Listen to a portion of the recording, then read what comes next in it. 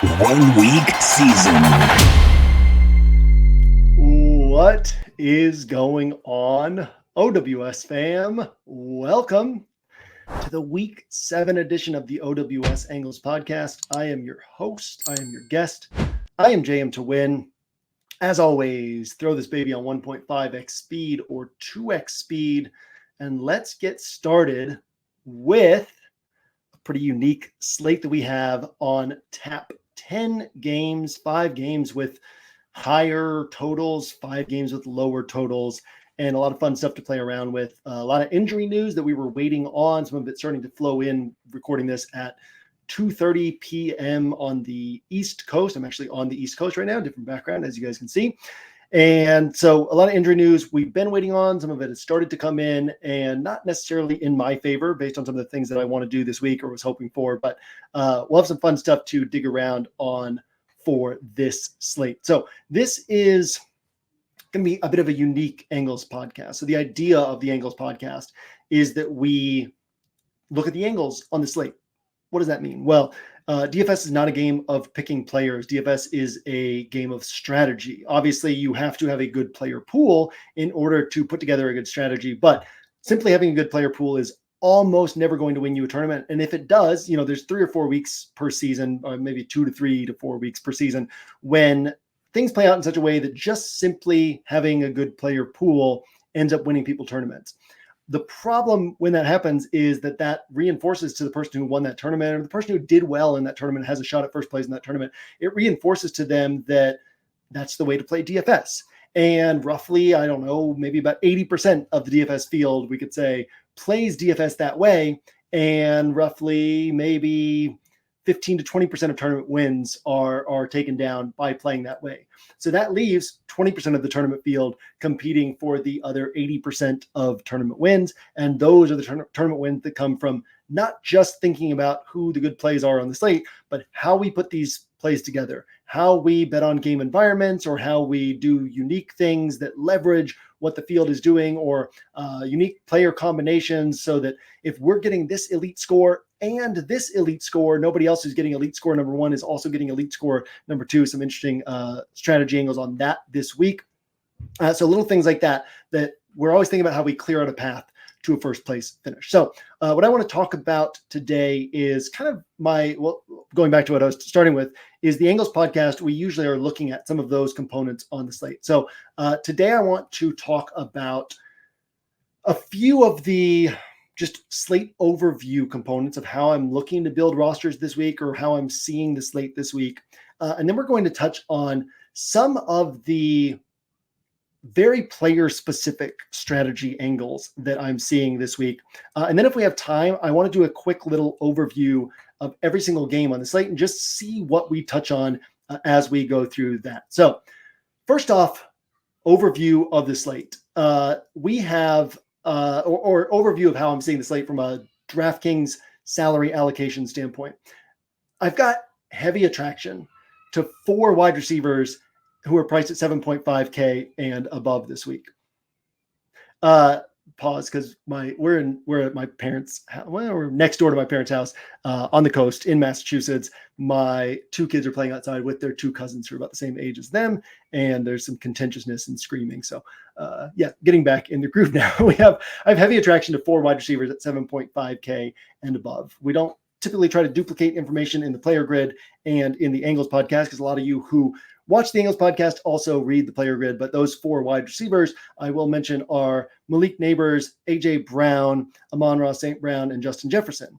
Not to say that there are not other wide receivers up there who I will be playing this week or who I like this week, but those 4 in particular really stand out. And there are some unique strategy angles there. I guess we'll touch on that one first right now, where we've got low ownership, high projected ownership on Justin Jefferson, low projected ownership on Amon-Ra St. Brown. We have high projected ownership on Malik Neighbors, low projected ownership on AJ Brown. Well, those guys, those are pairings that are playing in a game together.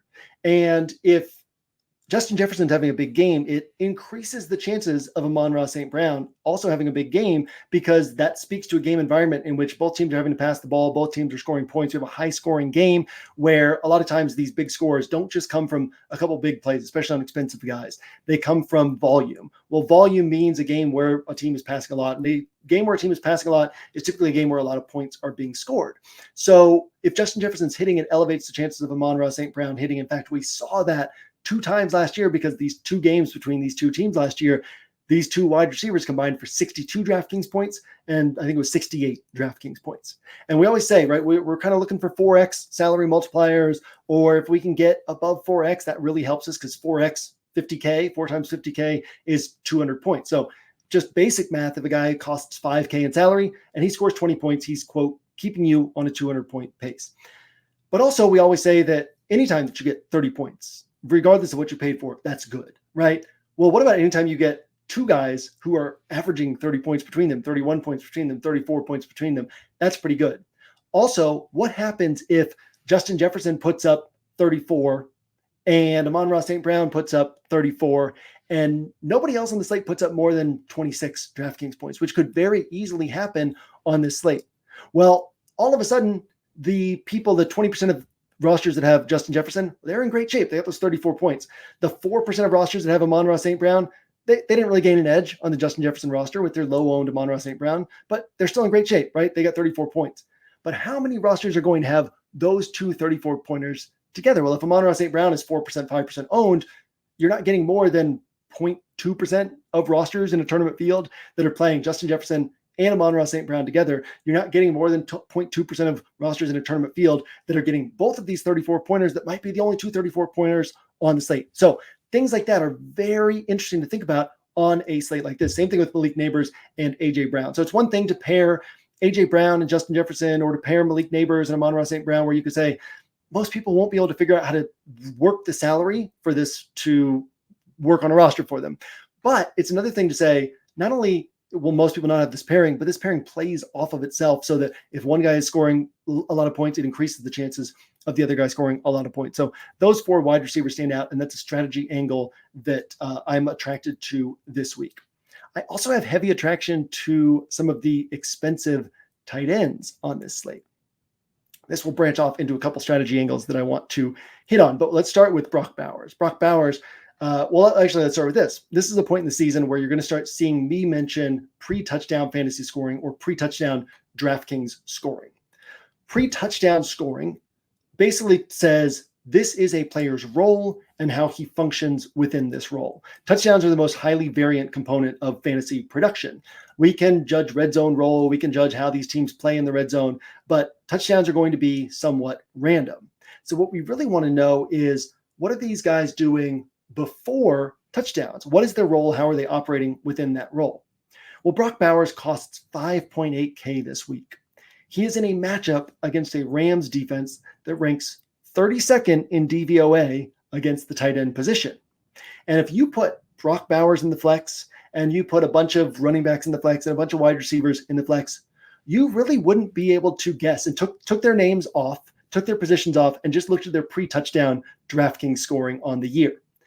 You would not be able to guess which guy is Brock Bowers and which guy is the 6.5K or 7K running back, or which guy is the 6.5K to 7K wide receiver. Brock Bowers, if he were putting up this production at a different position, would be priced at about 6.5K to 7K. And on top of that, he's playing at a position where it's much more difficult to get strong points, where you separate that much more if you get strong points. So Brock Bowers, very interesting this week. Well, also on Kansas City, we don't have Rashee Rice anymore. So what are they going to do on offense against San Francisco? Well, they're going to lean on Juju Smith-Schuster and Travis Kelce. So underneath route, that's what San Francisco forces you to do. And this is pretty critical in my mind, is we dove into this in the DFS interpretations this week for this game. But the Chiefs, they don't give up a lot of production to pass catchers, because Kansas City, their whole thing on defense is, we're going to get in your face. We're going to throw a lot of things at the quarterback. We're going to try to disrupt your drives all the way down the field. 49ers play a different style of defense. The 49ers basically say, we have elite guys all across the field, and we are going to do what we do, and we're going to force you to, we're going to be disciplined. We're not going to make mistakes. We're going to force you to march the field. So a lot of teams make mistakes or take sacks or drop passes or take penalties or turn the ball over and are not able to march the field against San Francisco. But Kansas City has a disciplined, really good team. Kansas City, who's 5-0 and is not one of the best teams on paper in the NFL. They're a lot like those old Patriots teams, that they're just a better team than most other teams in the league. They're not going to make mistakes. They understand situational football. They're going to be able to drive the field.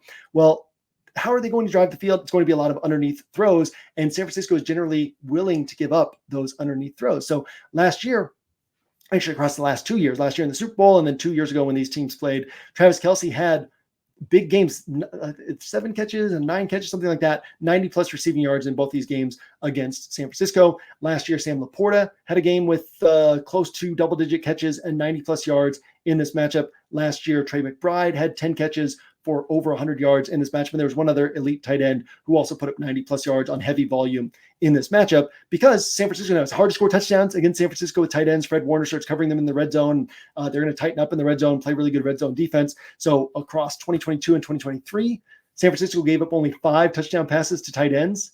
There were 20 teams in the NFL that gave up 5 touchdown passes or more to tight ends last year alone. So, you need that touchdown to really push you over the top. But point being, they're going to be able to throw the ball to these guys. You're going to be able to move the field. So Travis Kelce, also an interesting play. And we touched on Juju Smith-Schuster there. One of these guys who, when I looked at him at the start of the week, my first thought was, this is really bad chalk, right?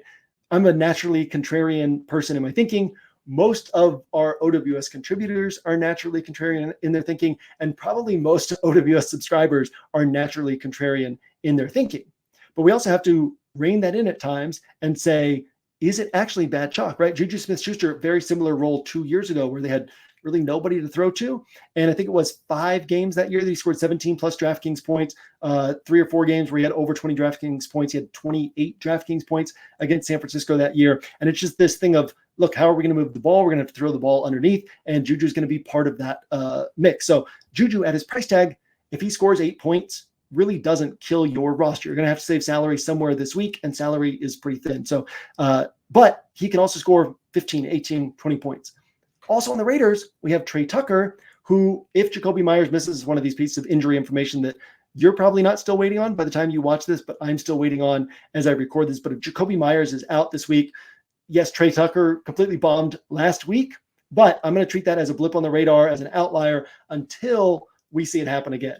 Right now, I'm going to treat Trey Tucker as a guy who's going to come in and see 6 to 8 to 10 targets in this spot against the Rams. And so what's the correlation here? Well, these teams are not playing each other, but most people who play Juju Smith-Schuster will not be playing Trey Tucker. So getting into the strategy angles here before we loop back over to tight ends. Most people who play Juju will not be playing Trey Tucker because they've already got their salary saver wide receiver with Juju. Most people who play Brock Bowers will not be playing Travis Kelce because they already got their tight end with Brock Bowers, and vice versa with Travis Kelce. So playing is the same thing we're talking about at the top, right? At the top of the price range with these wide receivers. If Juju goes for 20 and Trey Tucker goes for 20, that's both those guys become really valuable for rosters because they save you salary. They open up a lot on your roster and allow you to do what you need to do at the higher end of the price range. And yet most people who get that Juju 20-pointer will not get that Trey Tucker 20-pointer. And most people who get that Trey Tucker 20-pointer will not get that Juju 20-pointer. So pairing those two together gives you an opportunity to get points that other people will not be getting. Same thing with Kelce and Bowers. Most people are not going to play those two guys together. So listen, if a tight end is just good for the tight end position, that really doesn't have any value for you. But if they're a good play regardless of position, then that's when you can play 2 tight ends, and it makes sense to play 2 tight ends. It becomes plus EV, plus expected value, a play that you would make money over time to play 2 tight ends. So if Kelce puts up 22 points and Bowers puts up 28 points, and most of these other 5K, 6K, low 6K wide receivers are not cracking 20 points, well, these are scores that most people will not have together. There's also an additional strategy angle here in that playing Juju and Brock Bowers together is interesting, because if Juju has a big game, he's taking away some points from Travis Kelce. So this doesn't directly correlate, right? It doesn't mean that because Juju's having a big game, it also means Brock Bowers is having a good game. But we always want to think about what clears out our path to a first place finish. That's how we get to those top of the leaderboards finishes, is not just thinking about correlation and leverage, but also thinking about how do we clear out our path to a first place finish. So again, let's just create an example. I used this example on the Block Party show with Pete Overzet right before this, but if Brock Bowers is 20% owned and Kelce's 20% owned and they both score 25 points, well, 40% of the field is getting that big score at tight end. That doesn't really help you. So what you really want is Bowers to score 25 and Kelce to score 12, 13, 14. Then if Kelce's 20% owned and he scores 12, 13, 14, and Bowers scores 25, now you are moving well ahead of those Kelce rosters. Well, how does Kelce score 11, 12, 13, 14 points? It could be from Juju being the guy who has the bigger game for Kansas City pass catchers.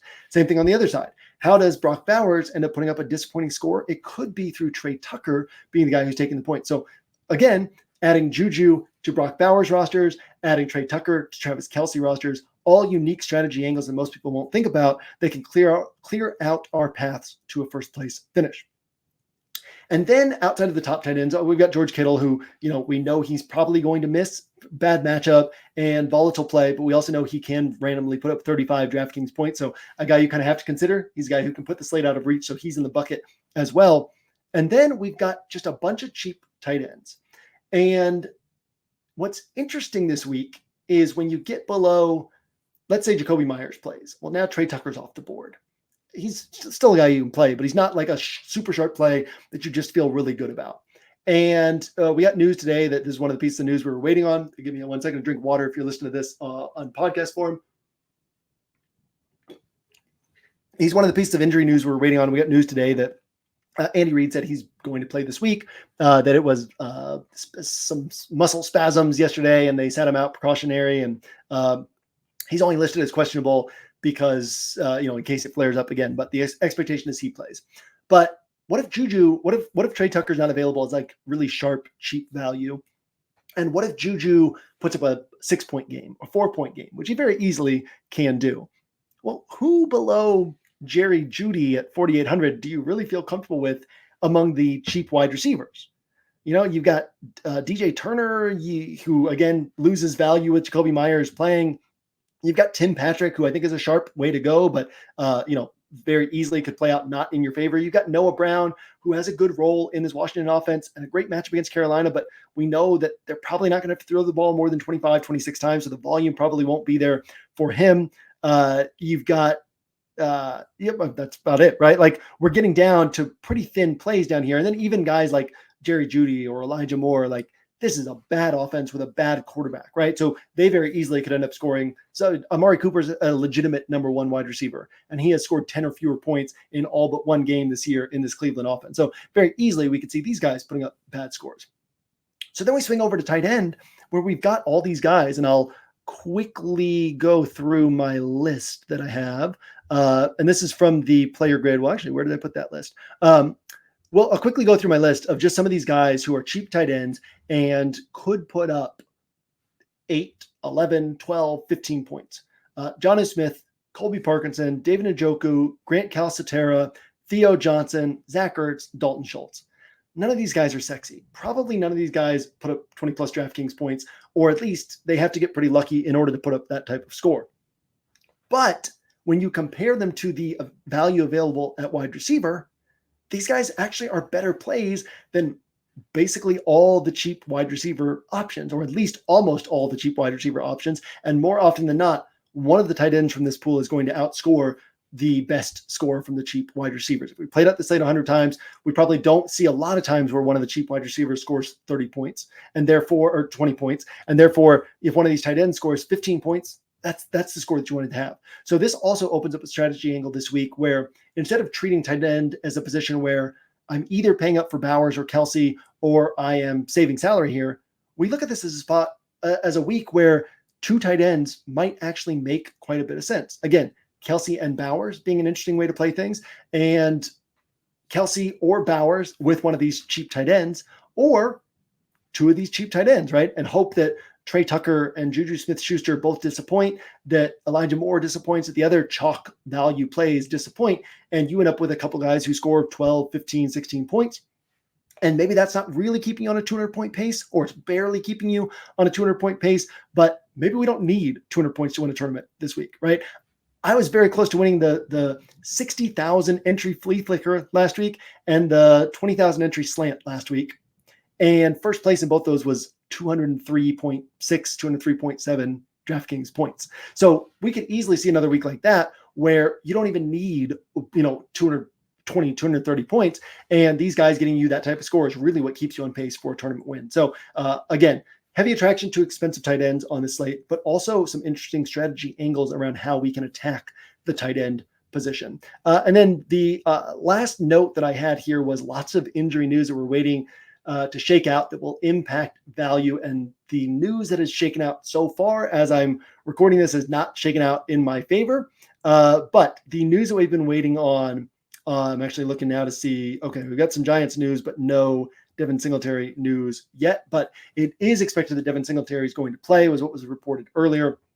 We don't know about Trey Sermon yet. If Trey Sermon's out, then Tyler Goodson would become a really interesting value, but more than likely Trey Sermon's going to play. Looks like Devin Singletary is going to play, and then obviously Devin Singletary is going to have to split this backfield with Tyrone Tracy at this point because of how well Tyrone Tracy has played, so it kind of takes both of them off the board. Still waiting on news on Jacoby Myers for whether or not that Trey Tucker value opens up as like a really sharp play. And then we did get news on Juju Smith-Schuster, where we know that Juju is likely to play and there's some value there. The other one that I'm waiting on, or was waiting on, is Brian Robinson. And now the news from Dan Quinn is that Brian Robinson is trending in the right direction and is expected to play this week.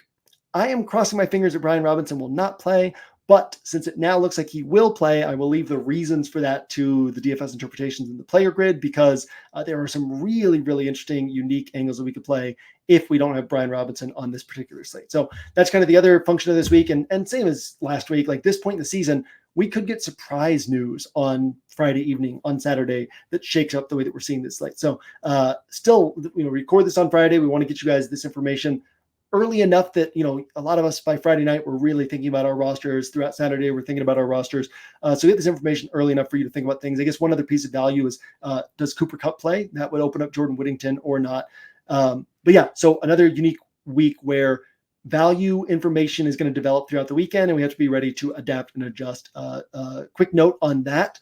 For those of you who are subscribers to OWS, most of you know this, but check back Sunday morning every week, because around this week I'm on the East Coast, but around 5 a.m. on the East Coast most weeks, 2 a.m. when I'm at home on the West Coast, I get my Sunday morning update posted on the player grid, and I lay out my core exposures for like all my players on the weekend. And usually it mirrors what you would expect from the player grid, but you get to get numbers attached to it. And then every once in a while, like last week, Chris Godwin was not in my player grid. I came around with him on Saturday, put him on about 18% of my rosters, and had that in my Sunday morning update. So always check back on Sunday mornings this week and next week, weeks 7 and 8. I'm on the East Coast. So I would expect the update to be up more like 2 or 3 a.m. East Coast time as opposed to 5 a.m. But typically 5 a.m. East Coast time is what you would expect on that. So when you wake up in the morning, it should be there. Okay, quick little overview of each game. And I'm going to go game by game in the DraftKings app. So again, typically we use the next 20, 30 minutes to just kind of keep talking about some of the unique angles on the slate. But those are some of the unique angles I wanted to touch on, and was able to touch on them quickly and kind of give you a sense of what I'm seeing in terms of salary allocation. Well, I guess a couple other things I wanted to mention first. Right now, there's no core quarterbacks in my pool over 6.2K in salary, and there's really no core running backs in my pool above 7.3K in salary. So we will leave kind of the deeper information there for the player grid, but wanted to mention that as well. And just some really fun things that we can do this week, given that salary savers are thin, but there are some available, and there's unique ways we can piece things together. And there's some unique upside pieces at the higher ends of the price range. So lots of fun stuff to think about on this particular week. Game by game. So let's start. We're going to go game by game in the DraftKings app with Detroit and Minnesota. So this is a game that could turn into a game that you had to have in order to win this week. Both of these teams, well, first off, let's start with Minnesota. They're fourth in the NFL in pass rate over expectation. It's important to recognize because Sam Darnold has not topped 31 pass attempts in any game this year. So just in raw pass attempts per game or pass rate, they're not near the top of the league. But in pass rate over expectation, which takes game situation into account, they are fourth in the league. And we saw last year even when Kirk Cousins was out, when it was Dobbs, when it was Mullins, Kevin O'Connell was still calling a pass-heavy offense. They were still near the top of the league in pass rate over expectation. And so if this game is competitive, we've had 5 games so far where the Vikings jumped out to a big lead. So they've had a couple of games that were close, but those games were games where the opponent came back and made the game close by the end. So we have not yet had competitive back and forth game for Minnesota this year. If we get one here against a Detroit defense that faces the second highest opponent pass play rate in the league, a Detroit defense that most teams choose not to try to run on, we can have a lot of pass attempts piling up for Sam Darnold in this one. And then also Minnesota, the Minnesota defense in terms of opponent pass rate over expectation, they are top 4 in the NFL in terms of forcing opponents to the air. So not just pass play rate, where Minnesota is number 1 in the NFL in opponent pass play rate, but obviously has been playing from in front for a lot of these games, so teams have had to pass the ball, but also pass rate over expectation. Minnesota is near the top of the league. Teams are avoiding Minnesota on the ground. So the last time Detroit played a team like this, it was Tampa. They threw the ball 55 times, and they lost 20-16 in the game that they should have won. So I would not expect Detroit to just swing all the way toward the pass in this one because they want to correct from that mistake before. But this is a week where instead of 18 Jared Goff pass attempts, we should see 30, 32, 35 Jared Goff pass attempts. So a really interesting game with a lot of potential for upside here. It's always a little bit dangerous to just take something that happened in the past and use that as valuable, useful information. But I do want to mention that these games last year between these two teams, 30-24 and 30-20, both Detroit wins, although Minnesota's obviously a step above what they were last year with those were weeks 15 and 17 with Nick Mullins under center. So a step above where they were last year in terms of their team. But yeah, potential for this game to be high scoring. And Amon-Ra St. Brown, Justin Jefferson combined for, like I said earlier, 62, and I think it was 62 and 68 points in these two games last year. So lots to think about in this game, and bias attacks toward the air is how I will be approaching things on my rosters. Tennessee at Buffalo, we have a really good defense in Tennessee, a really good defense in Buffalo, a lot of high price tags on Buffalo, on the Buffalo pieces that are capable of putting up 30 points. So that would be James Cook and Josh Allen. We have one game this year of a Buffalo pass catcher putting up 19 DraftKings points. We have no games of a Buffalo pass catcher putting up 20 DraftKings points. And outside of that game of 19, every other game from a Buffalo pass catcher has been below 14 DraftKings points. So Amari Cooper comes, changes the offense a little bit, but it's a lot to learn a playbook in just a handful of days. So I wouldn't expect him to be out there for all the plays. And this is not a defense where you would expect Buffalo to finally have their first huge game through the air. So this is a spot that I'm pretty comfortable staying off of, with the exception of the Tennessee rushing attack, where not a good matchup for Tennessee, right? Obviously, Buffalo got absolutely smashed by Derrick Henry. So the numbers, the raw numbers against Buffalo make it look like they're an attackable run defense, but they're not. But Buffalo does force a lot of passes. 2 running backs. Tajay Spears is out this week, so Pollard has already had a big workload, but should see that workload increase this week. And Pollard ends up being an interesting play in that spot. Seattle at Atlanta. So some key notes on this one, just bullet points from what we hit on in the DFS interpretations. And then as we always talk about, when talking about things out loud is a little bit different than putting things down in writing, because it allows for thought trails to develop and hit on some different things, or to develop a little bit more nuance in the way that we look at some things.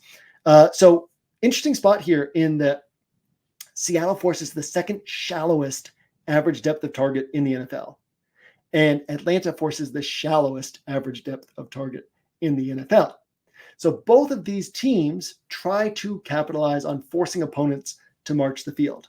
Now, Seattle has gotten hit for some big plays. Seattle gave up over 100 yards receiving to Deebo Samuel on 3 catches. Seattle gave up 80 yards receiving to Jameson Williams on 2 catches. Seattle gave up 120-something yards to Darius Slayton on 8 catches, but a huge chunk of that was from some chunk gains. On the flip side, Atlanta, fewest pass plays allowed of 20-plus yards on the season, and they are forcing opponents to march the field against them. What's really interesting is that they have been bad at stopping opponents from marching the field. So drive success rate measures the percentage of new down series that turn into a first down or a touchdown. So in other words, you get a first down, what happens after that? Do you punt the ball? Do you turn the ball over? Or do you pick up a first down or score a touchdown? So if you pick up a first down or score a touchdown, that's a positive set of downs. It's a positive drive, right? Drive success rate measures how easy it is for a team to march the field against you, basically, or how good you are at marching the field. Well, Atlanta, not giving up big plays, shallowest average depth of target in the NFL, keeping the ball in front of them, not giving up big plays. I already said that. But they are 7th worst in drive success rate. And the teams that are worse than them are Washington, Cincinnati, Arizona, Carolina, Las Vegas. There's one other, basically a who's who of defenses that we've been attacking all year. So this is an interesting spot in that Seattle is first in the NFL in pass rate over expectation. Geno Smith has 4 games this year of 40-plus pass attempts, 2 games this year of 50-plus pass attempts. And yes, they're probably not going to hit big plays, but if Seattle is able to successfully work the underneath areas of the field, which they can do with both JSN and DK Metcalf, they use DK Metcalf on these shorter routes when they have to. If they're able to do that, we could see a spot where just by the nature of how Seattle is having to attack in this game, they are throwing the ball 45 times again, 50 times again. And DK Metcalf and JSN, they have games this year where they've combined for 20 targets, 24 targets, and 30 targets. So we could easily see 24 plus targets piling up between these two guys. So I will leave it to the player grid for my deeper thoughts on like how I want to handle this spot and these players, but just an interesting set of information to think about in this spot. Next up, we've got Cincinnati and Cleveland. So where do we go for value this week? Amari Cooper's gone, opens up targets for Njoku and Jerry Jeudy and Elijah Moore. Yes, we also have to consider the fact that there's a lot of advanced metrics that basically say that 2024 Deshaun Watson has been the worst quarterback in the NFL since Johnny Manziel and Jamarcus Russell, which is just wild. 2 guys who openly admitted to never watching film. And how high is the ceiling on Jerry Jeudy and Elijah Moore? How much will things turn around? We do have a really good matchup. Now, how much does a really good matchup matter? Like already this year, they played Dallas, pretty good matchup. They played Jacksonville, really good matchup. They played Las Vegas, really good matchup. They played Washington, really good matchup. They played Philly, pretty good matchup. And they have not been able to get anything done. They have yet to top 20 real life points in a game. So a lot of question marks here. I will probably have some Jeudy and some Njoku and maybe even some Elijah Moore, but I will probably also be underweight the field, not through a strategy perspective, but just I will have the exposure that I feel comfortable having, and it will probably be less than the exposure that the field has. And then critical to think about on the Cincinnati side of the ball is just using this as an example of how Cincinnati plays offense. Jamar Chase, this is off the top of my head from writing up my DFS interpretation, but I think it was 61 career games, might have been 66 career games, but let's say 61 career games for Jamar Chase. He has topped 30 DraftKings points 11 times. In 9 of those 11 games, or at least 8 of those 11 games, I think it's 9 of those 11 games, the game total was 50 plus points. As far as like the final score between what Cincinnati scored and what their opponent scored was 50 plus points. And in a lot of those, it was 55, it was 60, 65, 68, something in that range. So basically, this is just reminding us that Cincinnati is a reactive offense. If the game environment is not conducive to scoring, they're not going to get super aggressive and pile up a bunch of volume and pile up big points for their alpha targets. So do we expect Cleveland to score a bunch of points? Do we expect them to push Cincinnati on the scoreboard? If you don't, then these are kind of some iffy plays. Not to say that they can't hit. Crazy things happen. But in terms of what we would expect to happen if we played out the slate 100 times, we would certainly see Jamar Chase hitting a tournament-winning score less often than some of the other guys available on this slate. Next up, Houston at Green Bay. Really interesting game. In Green Bay, I mean, I in my DFS interpretations for this game, I posted Green Bay's points game logs across their last 14 games, last 13 games with Jordan Love under center. And there are so many games of 29 plus real life points. In fact, I think it was like 7 out of Love's last 13 games. The Packers scored 29 or more points, but it's often through big plays. It's often not through heavy volume. So in PPR scoring on DraftKings, that hurts our chances for a tournament winning type of score. I had to have a type of score. And then they're spreading the ball among a bunch of different guys and rotating the receivers. So we've got, it's 13 of their last 14 games with Jordan Love. The Packers have produced at least one pass catcher who went for 17 or more DraftKings points. 13 out of 14 games. That's awesome. 12 out of 14 games, they produced at least one pass catcher of 19 plus DraftKings points. But which guy is it going to be?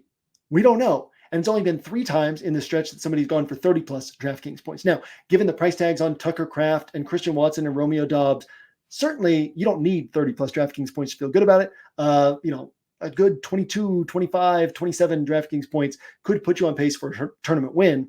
But those guys could also put up 6 points. It could be somebody else who puts up 18 and nobody puts up 22, 24, 25, whatever it is. So very interesting spot where you would expect somebody from the Packers to have a good game. But then the question is, A, can you guess who that is? And B, do you have to guess who that is? So critical way to think about this from a strategy perspective is it a score you'd be happy getting? That's one side of things, right?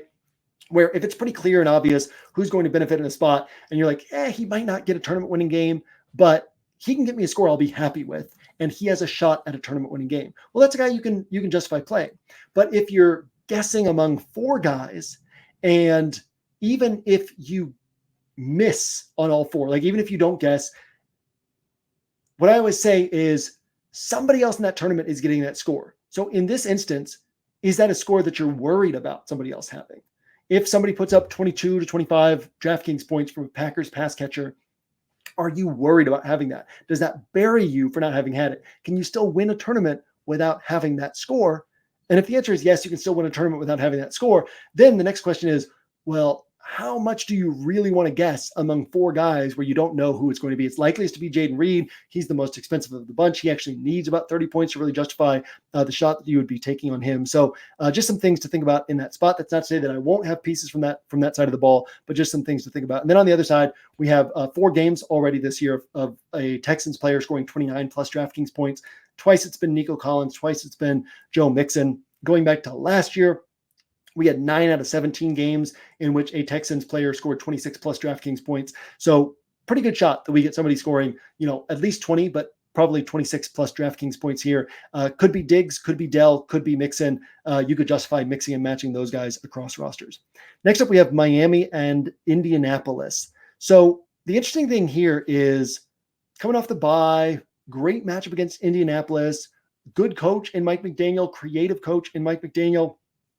Can he figure out how to get this offense going? The problem I see is twofold.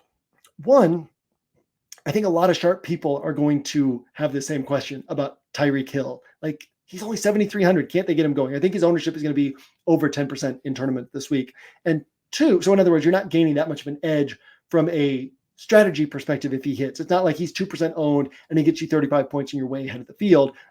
If he puts up that score, you still have to beat 10% of rosters elsewhere. Now, that could be a score that you needed to have, but point being, it's not something that is part of that equation of do I chase this or not? The fact that he's going to be higher owned lowers the expected value of chasing that play. He has to hit that high-end score that much more frequently if we played out the slate 100 times in order for him to be worth the risk that you're taking on him. So how big of a risk is it that you're taking? Is it a risk? Can Tyler Huntley provide this on a semi-regular basis? Well, through Tyler Huntley's career, I think it was 11 starts, maybe 12 starts.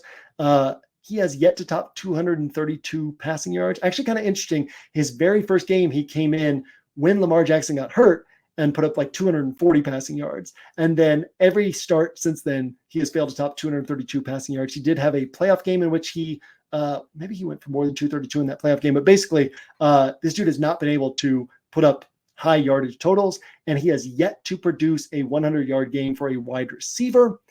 For whatever reason, he and Mark Andrews had a great connection. They had 4 games in which Mark Andrews put up really great production with Tyler Huntley at quarterback. But Mark Andrews' big body up the seam is very different from, Tyreek Hill on the outside. Again, there's a chance that Mike McDaniel figured out a way to just get Tyreek Hill in space, get this offense going. Jalen Waddle also inexpensive. These running backs still have upside. So lots of interesting things to think about here, but also plenty of risk, and I think that people will get on these plays to some extent. And then we have Anthony Richardson in this game, who this is his second season in the NFL. He has completed 5 games so far, just wild. But it's like 21, 27, and 30 points in 3 of those 5 games. He's only 6K, and I don't think people are going to go to him. Miami has been good against the pass, but Miami has been one of the worst run defenses in the NFL, which is where most of our upside for Anthony Richardson comes from. So I think Anthony Richardson is really interesting this week as a guy who's going to go overlooked. Philadelphia at the Giants. Interesting game, right? Where last I looked, the implied team totals here were 23-20. Two teams that have been bad in the red zone, and then the Giants have one of the best red zone defenses in the NFL. The Giants are also number one in the NFL in adjusted sack rate, and then Jalen Hurts has just been a bad fit for this Kellen Moore offense. Kellen Moore, not one of these offensive coordinators like Sean. We talked about Sean McVay when there were those couple weeks where, Kupp was out and Nakua was out, and unusual for Sean McVay, he was kind of rotating wide receivers. And then we finally got a week where it was Jordan Whittington and Tutu Atwell and Demarcus Robinson playing 90+% of the snaps. And it was like, oh, this was Sean McVay toying around with what might work. And because Sean McVay doesn't usually rotate wide receivers, usually his guys play about 90% of the snaps. It was him toying around with how we want to handle this situation with these guys out. And now we figured it out, and this is how we're going to play. And we're going to call our game according to the players that we have. Or we have Shane Steichen, who had a lot of success with Justin Herbert as a rookie, a lot of success developing Jalen Hurts from his rookie year through his first 2 or 3 years, whatever it was, a lot of success with Anthony Richardson at the start of last season. And then after Anthony Richardson got hurt, a lot of success with Gardner Minshew. The Colts almost made the playoffs with Gardner Minshew, a Colts team that had one of the top draft picks that spring, right? One of the worst teams the year before, almost made the playoffs, was basically a Tyler Goodson drop away from beating the Texans and making the playoffs over the Texans last year with Gardner Minshew at quarterback, and then 2-0 this year with Joe Flacco, right? Shane Steichen is going to take the weapons that he has, adapt his offense to their strengths. Kellen Moore, on the other hand, has basically taken the offense that worked for him with Dak Prescott and with Justin Herbert and has tried to make Jalen Hurts adapt to that offense. But Jalen Hurts has weaknesses in places where Dak and Herbert have strengths, and he has strengths in places where Herbert and Dak have weaknesses. So Kellen Moore has been an odd fit so far for this offense. Doesn't mean that it can't change. Doesn't mean that he can't adapt throughout the season. We've seen Luke Getsy a couple times with the Bears adapt. Now we've seen Shane Waldron with the Bears adapt to his personnel as the season has moved along. But this is an interesting spot where this has just been a bad fit so far. Jalen Hurts ranks 44th in PFF throwing grade this year. There's only 32 starting quarterbacks in the NFL. He has his worst PFF grade by far since his rookie season, and like 20 points behind what he put up the last 3 years. So this is an interesting game where you've got some explosive pieces in Malik Neighbors, A.J. Brown, Devontae Smith. You've got, if Dallas Goedert misses, you've got Grant Calcaterra as interesting value at tight end, but then you also have this 23-20 implied point total, and very easily could play out that type of way. So some interesting things to think about in that game. Then we've got Las Vegas at the Rams. So the big question here is, does Cooper Kupp return? Again, news, waiting on news. This news that came out after we started this podcast is Kupp is questionable. Head coach Sean McVay was vague when talking about the possibility of Kupp returning, saying there is a possibility he'll be ready to go. So we don't know what's going on with Kupp. If Kupp is out, that brings Jordan Whittington back into play. If Kupp is in, the question is, Kupp can smash against the Raiders, but how much do they want to use him in his first game back? And then the Raiders, we're waiting on news on Jacoby Myers. It's now 3:10 on the East Coast. So West Coast practices, we still have to wait for news on that. But if Jacoby Myers plays, he becomes very interesting. We touched on Brock Bowers. We touched on Trey Tucker. We touched on that situation. So a game where probably not a lot of scoring in this one, but enough scoring for these value pieces to provide something for us. Kyren Williams looking like he's going to be popular this week. Kyren Williams, who really from a pre-touchdown fantasy scoring perspective is priced way higher than he should be. He should be priced around 6,500, 6,600. But we also can't discount the fact that in his last 17 games, he has 6 multi-touchdown games, including 2 games with 3 touchdowns. So Kyren Williams, does score at a level sometimes that justifies this price tag. And yeah, just another thing to think about there. Carolina at Washington. This is one of the most interesting spots on the slate because I'm trying to think about how deep we want to go into this outside of subscriber only content, but we did touch on this in the block party with Pete. So I will touch on this component of this. The natural instinct of the field here is going to be this awesome Washington offense. This Washington offense that's had 2 games this year where they didn't punt at all. Washington offense that's number 1 in drive success rate, one of the best red zone offenses in football. taking on a Carolina defense that's one of the worst teams in drive success rate, that's given up, 36 plus points to every good offense they've played. The natural instinct is going to be, man, we should be all over this Washington offense. But here's what's interesting.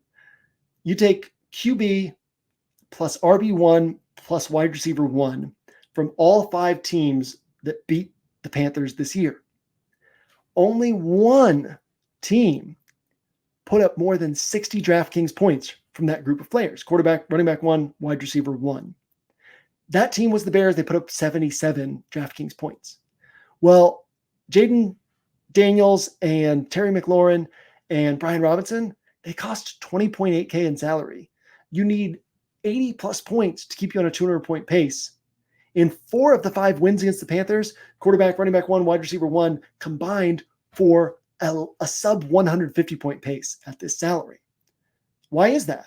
Teams are able to move the ball against the Panthers. Teams are able to score points against the Panthers. Well, teams have had such an easy time in the spot that they're not throwing the ball.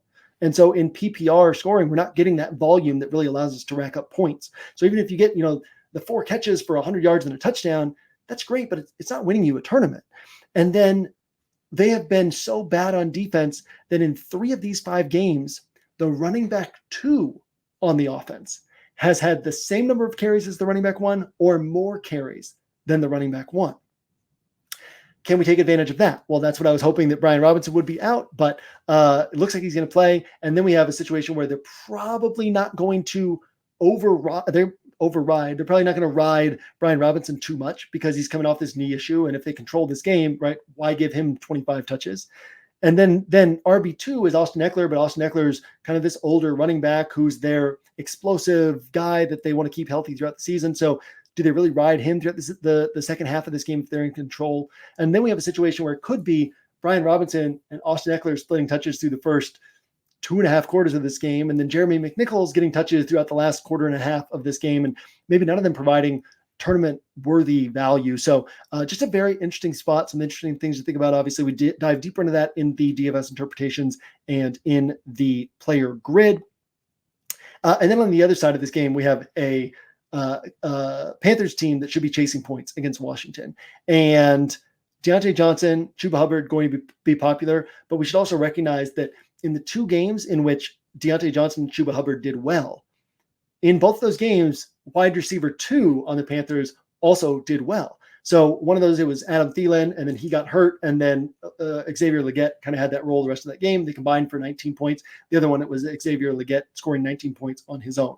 But it's not just these 2 guys. If both these guys are doing well, it probably means that there's a lot of volume and maybe some scoring, and it gives an opportunity for Xavier Legette to do well in this spot also. So some interesting things to play around with in that game for sure.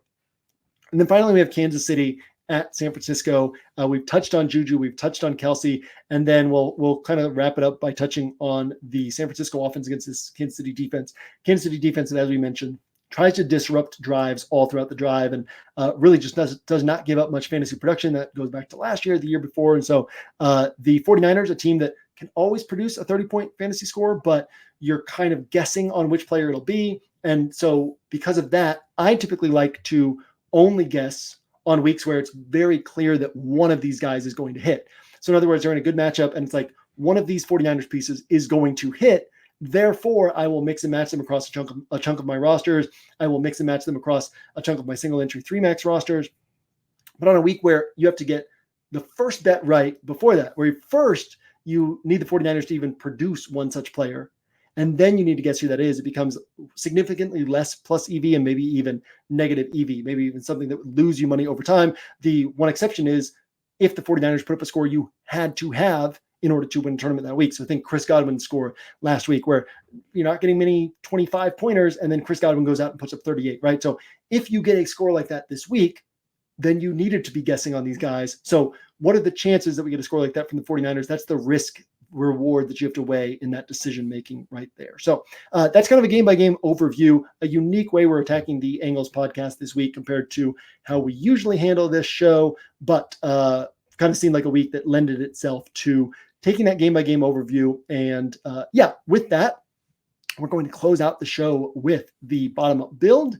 If you're new here, the bottom-up build allows us to take a look at what a roster might look like with a 44K salary cap. So this allows us to touch on some value plays, to also talk through some strategy angles of how we would put a roster together if we were playing a 44K salary cap contest. That used to be kind of the core component of the bottom-up build 3-4 years ago, but since then we added Inner Circle and added a lot more strategy components to our teaching and training throughout the week. And so that's kind of been muted in the purpose of the bottom-up build. And so it's more just a fun thing at this point to go through 44K salary roster, that 44K salary cap roster that I built. If you want to build a 44K salary cap roster yourself and compete against other 44K salary cap rosters, you can also do that. We have a bottom-up build contest. You can find it linked in my player grid or in Discord in the BUB Challenge channel. Rules are simple. Build with a 44K salary cap, and first place gets 150 edge points, which is essentially $150 on OWS. Second place gets, I think maybe 75. Third place gets 50. I could have those second two wrong, but yeah, it's free to enter. You get real prizes. So, and it's just a fun challenge and a good thought exercise. So my bottom up build roster this week actually leaves 6.3K in salary. So 43.7K spent. I tried to see if there was a way to build with Sam Darnold and Justin Jefferson. There was not a way to do that without sacrificing way too much on my roster. But what I did instead, something I want to touch on it in the player grid, but I'll touch on it again here, is Andy Dalton, Chuba Hubbard, Deontay Johnson, and Xavier Legette. So again, both weeks where you would have wanted Chuba and Deontay together, Xavier Legette, or I should say wide receiver 2, put up 19 points. And so this is a spot where a lot of people are going to have Chuba, a lot of people are going to have Deontay. Most people won't have them together. So there's some separation for you right there. Then you add in Andy Dalton, who most people won't have, and there's further separation. And most people who have Dalton will probably just go with the single stack, right? With Dalton plus Deontay Johnson. So now you get further separation having Chuba, Deontay, Andy Dalton. And then further separation getting Xavier Legette. And you're just getting points that are piling up because the pathway to Hubbard and Deontay having a big game is lots of passing volume from this attack and them needing to put something together here. And that filters down to Xavier Legette. So a really fun way to play this, where it's actually mathematically the sharpest way to attack this stack. And yet it's going to by far be the least popular way to attack this game, this offense, this stack. Bring back with Jeremy McNichols. So I built this bottom build before we had firm news on Brian Robinson. This would have been just an absolute slam dunk play for me if Brian Robinson had been out, or if he is out, I should say, because if he were out, then it would be a situation where most people would not play Jeremy McNichols, and I would feel pretty confident that he would get 15 to 20 touches. And so he would be a cheap guy. He would open up a lot of my roster. He would be low owned, and he would have a high ceiling. But even if Brian Robinson plays, I should say, we got news on Jacoby Myers, doubtful for this week. So there's our Trey Tucker information right there. Even if Brian Robinson plays this week, Jeremy McNichols is interesting because, like I said, he could get a quarter and a half of legit work. He could get 10 to 12 touches. And when we think about how we're saving salary, we think about comparing 10 to 12 touches from a running back at 4,400 to the tight ends you can get at 4,100 and the wide receivers you can get at 4K. They're all kind of the same type of play, and most people won't be going this direction, which automatically creates a different salary structure to your rosters than other people are going to have. And then obviously for a 44K salary cap contest makes sense because it allows us to do what we want to do on other parts of this roster, getting Chuba and Deontay, and then over at tight end, allowing us to get Brock Bowers. So far we have Andy Dalton, Chuba Hubbard, Jeremy McNichols as a bring back, Deontay Johnson, Xavier Legette, and Brock Bowers. Along with my Brock Bowers, I have Juju Smith-Schuster, which plays into that strategy angle that we talked about earlier of ideally Juju is taking away points from Travis Kelce and clearing out paths to a first place finish with the Brock Bowers play. And again, if you're newer to this podcast, if you're newer to this type of thinking, these are the types of things that we want to be thinking about. We don't want to be thinking in a vacuum about, do I like this player? Will this player have a good game? Projection systems are really good. There's 10, 15 DFS content sites that provide really good information. It's very rare that you are just going to win a tournament by out-thinking everybody on who the good plays on the slate are. That's not the question you should be asking. You should be asking about game environments that can catapult rosters to tournament wins. You should be thinking about strategy angles that clear out paths to a first place finish. You should be thinking about leverage, which is like the Juju play is leverage off of Travis Kelce. In other words, if he's having a big game, he's probably taking away points from Travis Kelce rosters. Thinking about these things is what gets us tournament wins. So the more you stick around OWS, the more you'll learn about this type of stuff. And the more times you'll see your rosters up at the tops of the leaderboards, just like you see all the OWS pennants up there week in and week out. So now we've got Dalton, Hubbard, Deontay, Leggett, McNichols bring back, Brock Bowers, Juju Smith-Schuster, and then we're going to close this out with Tim Patrick, I think a guy I mentioned earlier, but a guy who the Lions really like. He's been playing 40% of the snaps, probably going to see another 3 to 5 targets in this one. And so he has a low floor, but also a high ceiling. He's only 3,500. So fits in with kind of how we're building this roster. And then finally, the Giants defense special teams. Mentioned earlier that they are top of the league in adjusted sack rate on the season. The Eagles have been taking sacks this year. Giants really good red zone defense, so have not been giving up a lot of points. And again, that gives us 43.7K in salary spent, 6.3K in salary left over. And with that, I am going to get out of here. If you are a subscriber, as I mentioned earlier, be sure to check back on Sunday morning for my Sunday morning update in the player grid. With that, I will see you on the site throughout the weekend, and I will see you at the top of the leaderboards on Sunday.